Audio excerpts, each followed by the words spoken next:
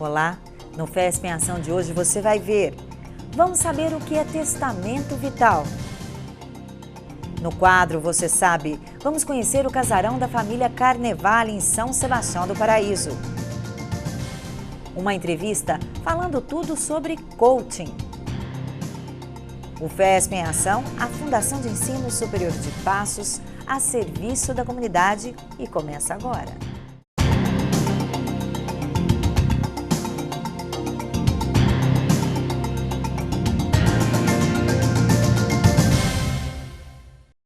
O nosso programa de hoje começa falando de testamento vital. Trata-se de um documento registrado em cartório que permite à pessoa que está com uma doença grave e sem cura escolher se quer ou não ser submetida a determinados tratamentos. Acompanhe a reportagem de Marcelo Augusto. Ela é a morte correta, a morte que ocorre na hora certa, a morte conveniente de acordo com a proposta da dignidade humana. Mas eu desautorizei a manutenção da minha vida por meios artificiais sem perspectiva de cura. Com o passar dos anos, as pessoas podem desenvolver algumas doenças que a medicina, por mais sofisticada que seja, é incapaz de curar essa pessoa. Aí acontece um grande dilema entre familiares, pacientes e médicos. Será que é possível ficar testando drogas e até quando testando esses medicamentos para tentar curar essa pessoa? Ou será que a pessoa pode escolher não receber tratamento? Criado há pouco mais de um ano, o testamento vital tira essa dúvida para pacientes e médicos.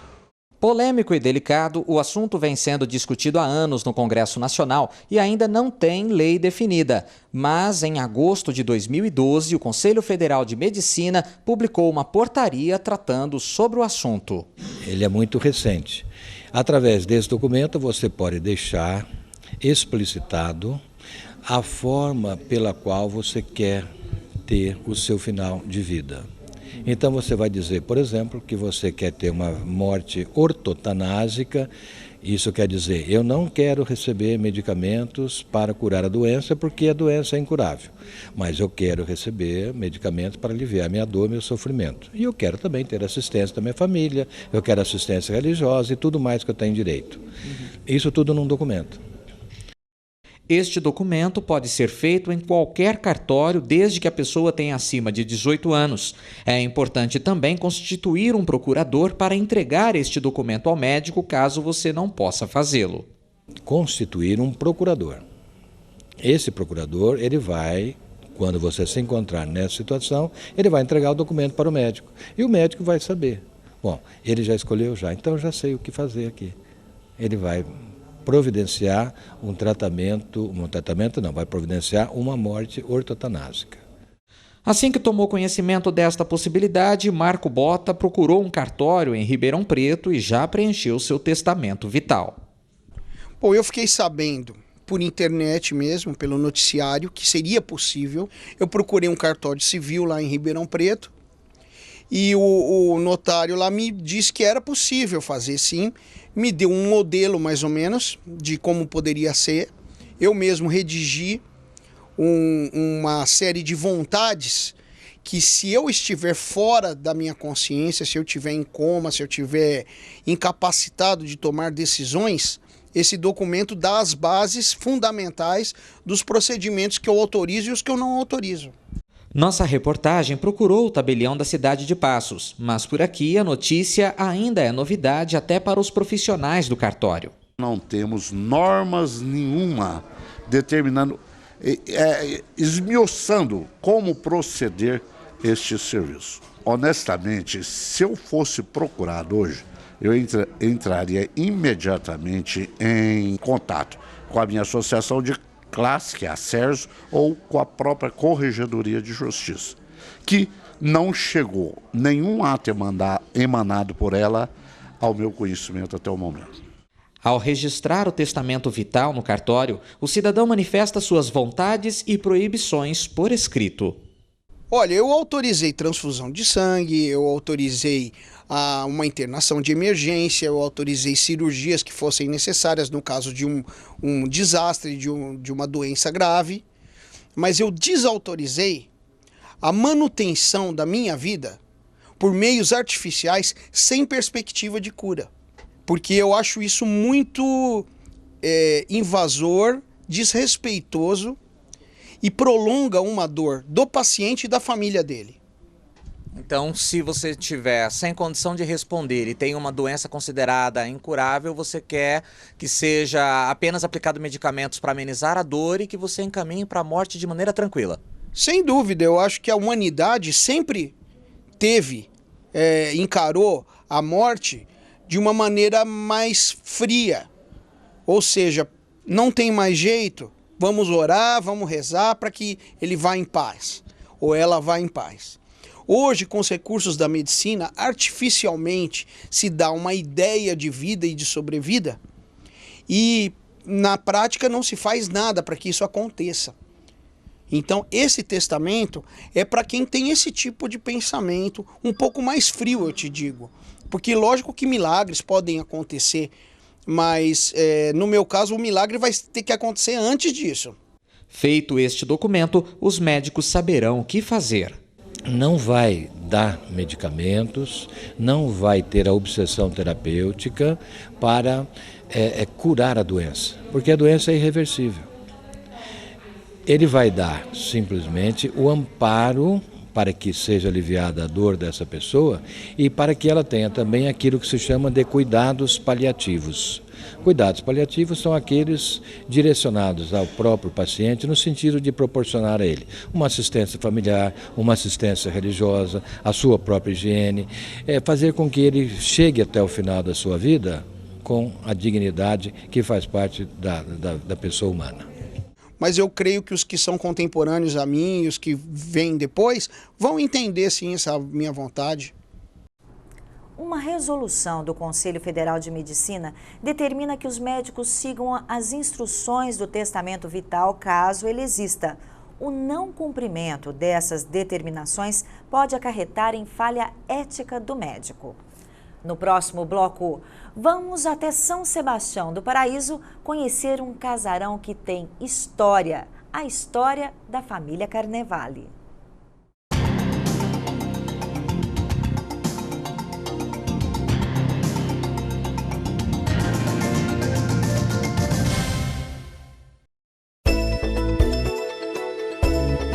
Conheça a FESP.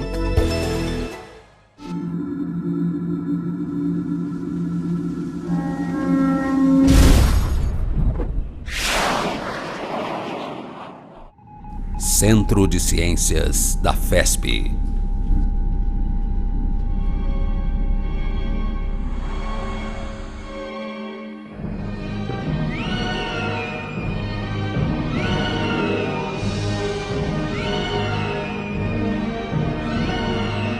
Um lugar de arrepiar os cabelos. Um lugar que você pode tocar e aprender na prática. Aparelhos que ensinam e ao mesmo tempo divertem. Despertam a curiosidade.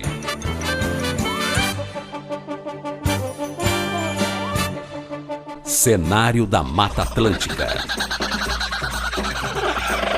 Cerrado.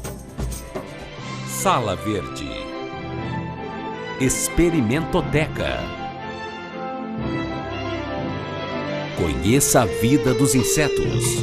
Personagens interessantes. Da Terra à Via Láctea. O Planetário. Embarque nesta incrível viagem pelo universo.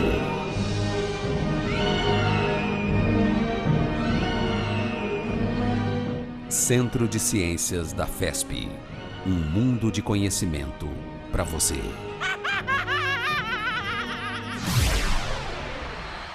FESP. Mais que educação. Responsabilidade com o futuro.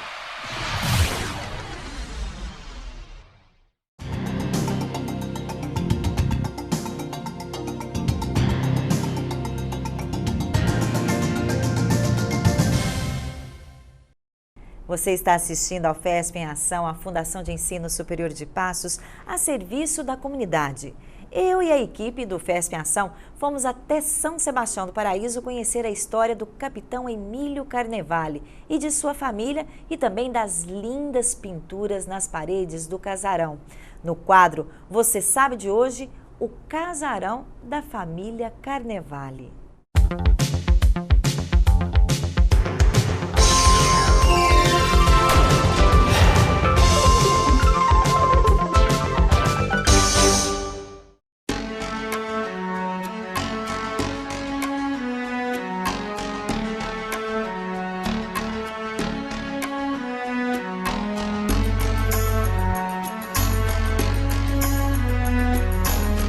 Passa pela Rua Pimenta de Pádua, em São Sebastião do Paraíso, ao chegar no número 738, se impressiona com os detalhes de um casarão do lugar. Vamos conhecer esse casarão, que é do capitão Emílio Carnevale. Vamos lá?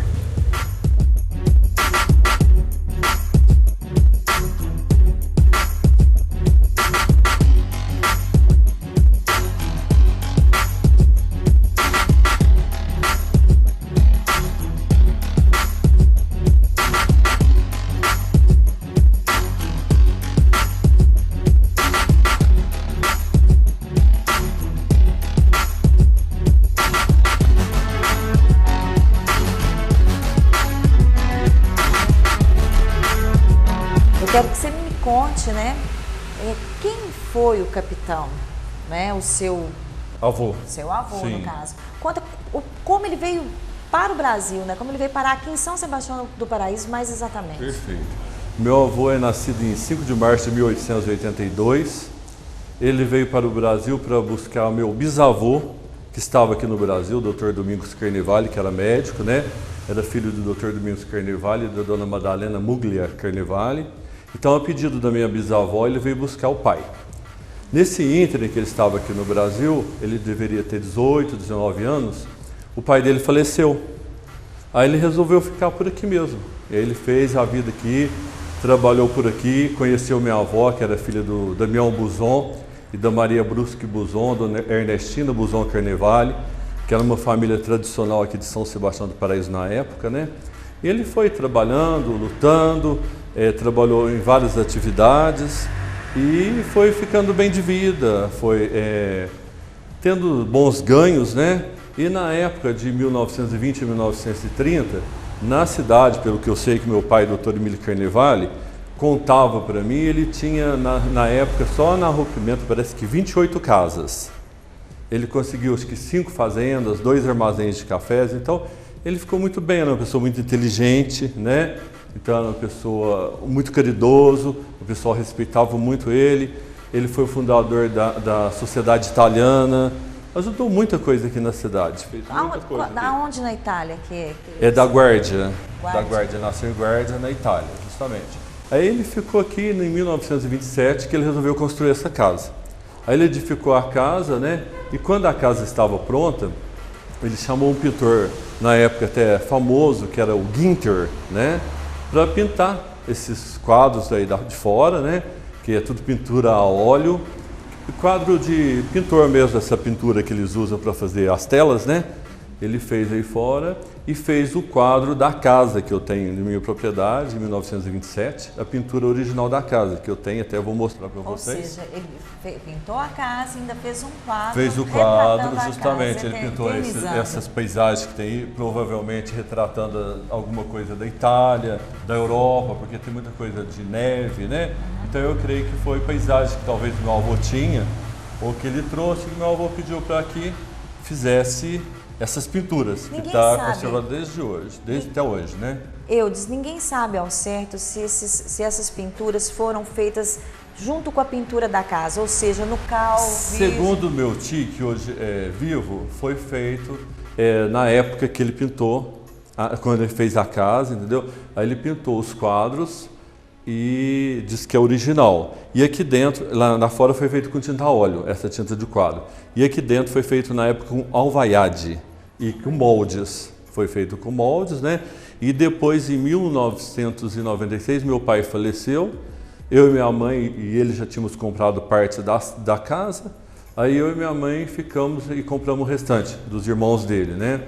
Aí como meu pai, o Dr. Emílio Carnevale, e minha mãe, Ana Maria Marizé Carnevale também, que nós compramos as partes aqui, e meu pai gostava muito da casa, tinha muito amor pela casa.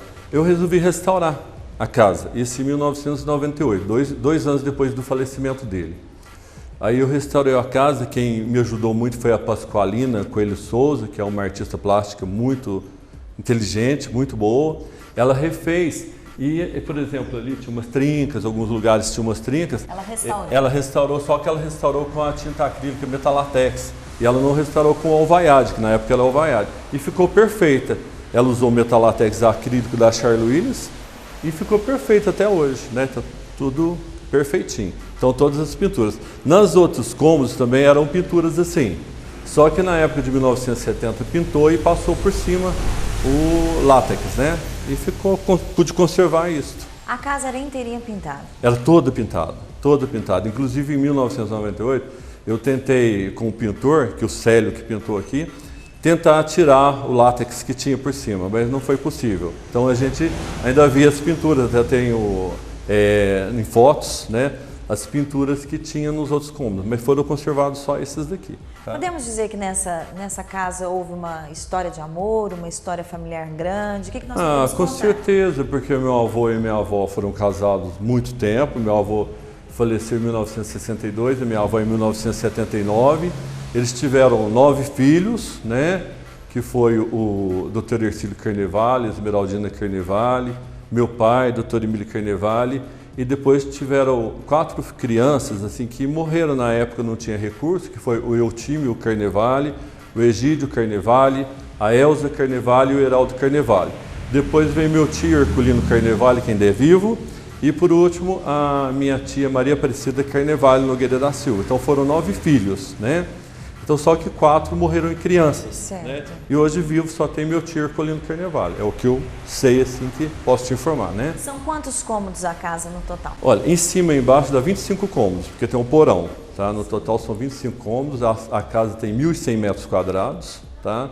Na época quase que eu desmanchei a casa, para fazer me daria na época acho que 4 terrenos, mas pelo amor que meu pai tinha na casa, eu peguei e restaurei a casa. Essa casa tinha algum terreno maior? Era tipo como uma sede de uma fazenda? Tinha uma outra casa que daria para a casa Placidino Brigagão, para a rua Placidino Brigagão, que na época eu, minha mãe e meu pai compramos também, mas depois vendemos, que era do meu avô também. Nós preferimos ficar só com essa. Só com essa, que é a que tem a gente história. tinha mais amor, era nessa mesmo, né? Vamos ver o porão? Vamos dar uma olhadinha no porão?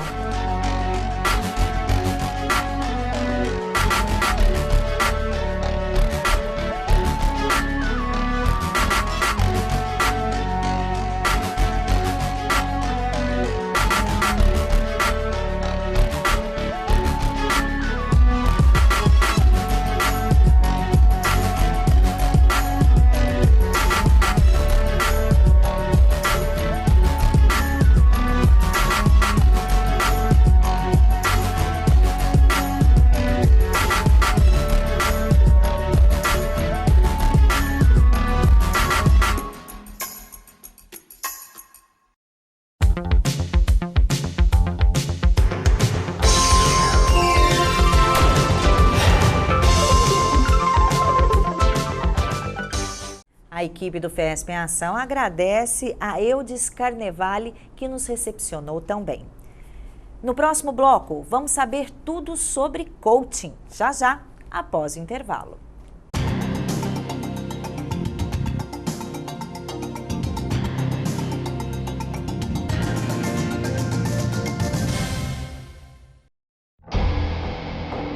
Quando uma pessoa provoca alguém como ele na rua, não tem ideia do que ele é capaz. Sou capaz de deixar pra lá. Minha vida vale muito mais do que qualquer briga ou discussão. No Brasil, centenas de pessoas são mortas por motivos fúteis. Conte até 10. A raiva passa e a vida fica. Paz. Essa é a atitude. Uma campanha do Conselho Nacional do Ministério Público e a NASP. Apoio Cinep MG. FESP. Mais que educação. Responsabilidade com o futuro.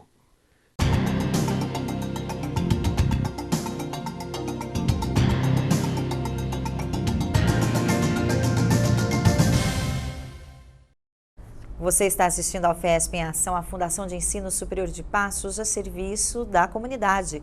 No quadro de entrevista de hoje, vamos conhecer um pouco sobre coaching, uma tendência em consultoria que pode ajudar a melhorar os resultados profissionais e até pessoais de uma pessoa. Confira agora no quadro Ação Educação, numa entrevista com Luciana Ricardino. Bom, Larissa, no programa de hoje nós vamos falar sobre consultoria de empresas e formação de líderes.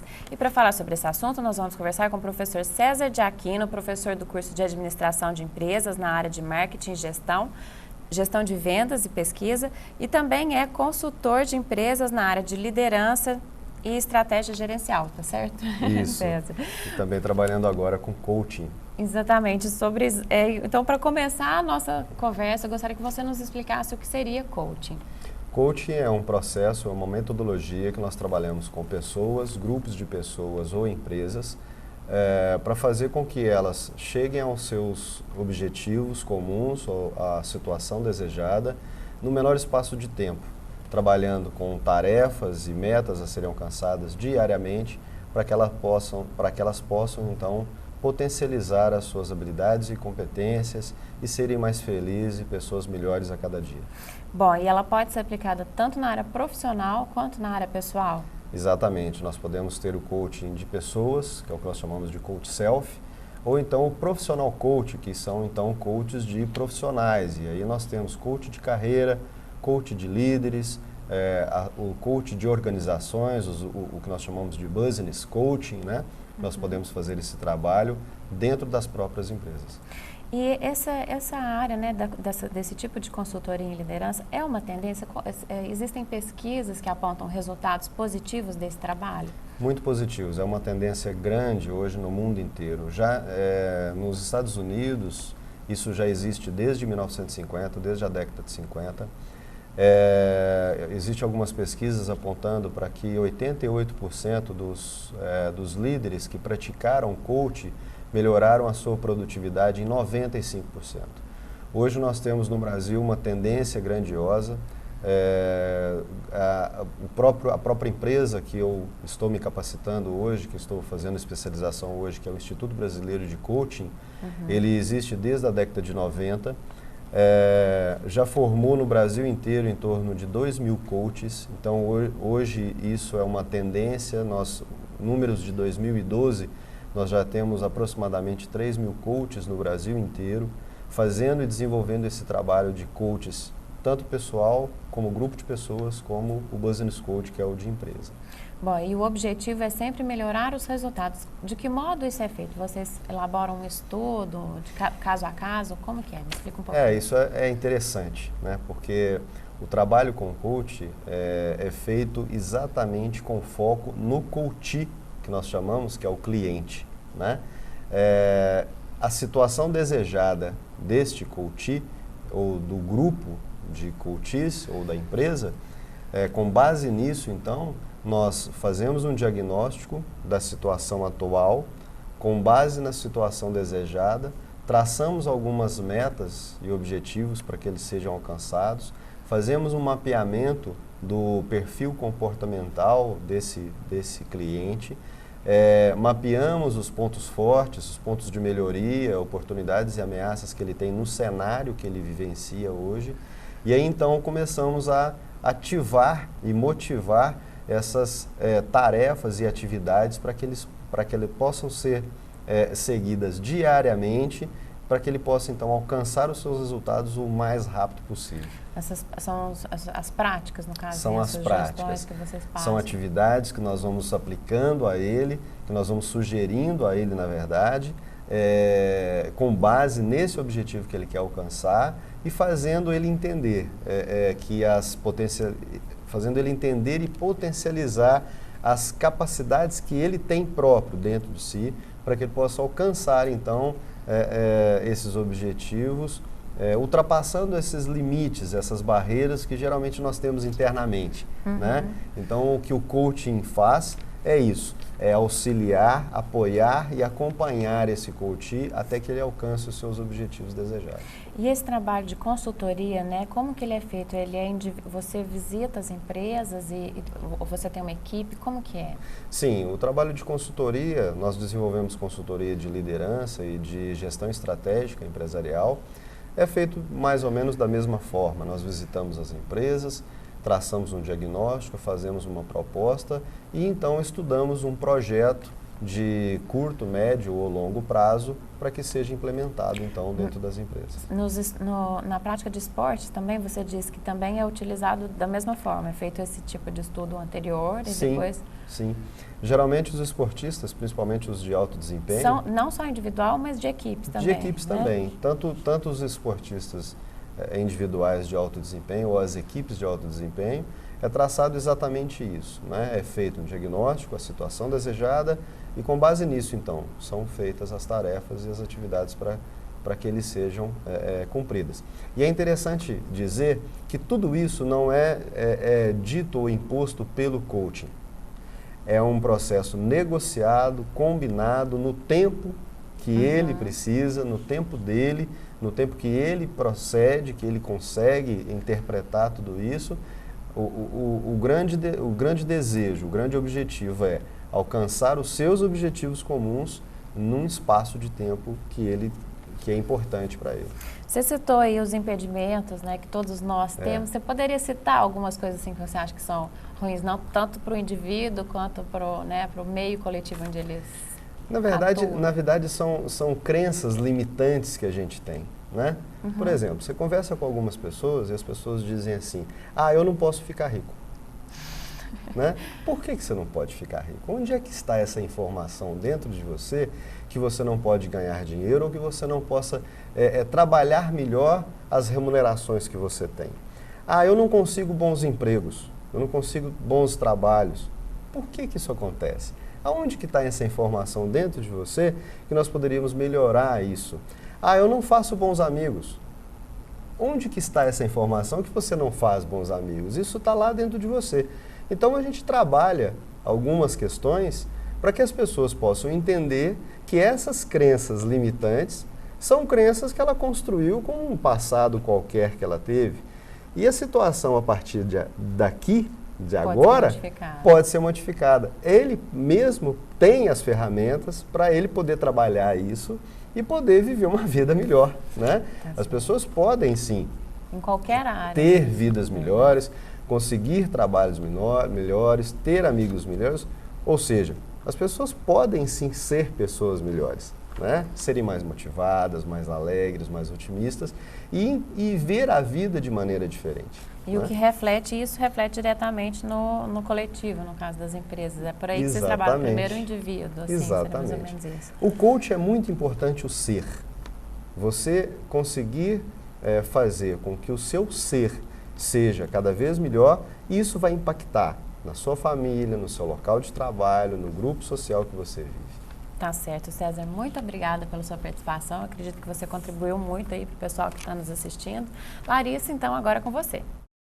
O FESP em Ação fica por aqui. Se você quiser participar do nosso programa, ligue para o 3529-6077. Nós temos um encontro marcado para amanhã. Até lá!